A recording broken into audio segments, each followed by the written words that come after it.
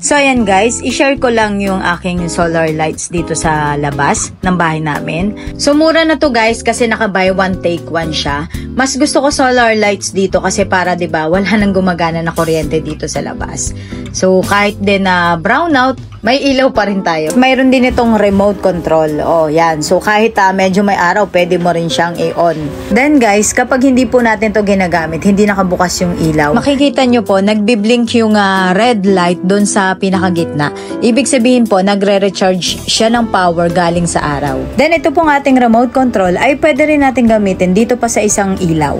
Pero pag na-receive nyo naman to guys, tag-isa namang remote sa bawat lamp. At ang maganda dito guys pwede natin tong iset na automatic siya mag-on pagdating ng gabi.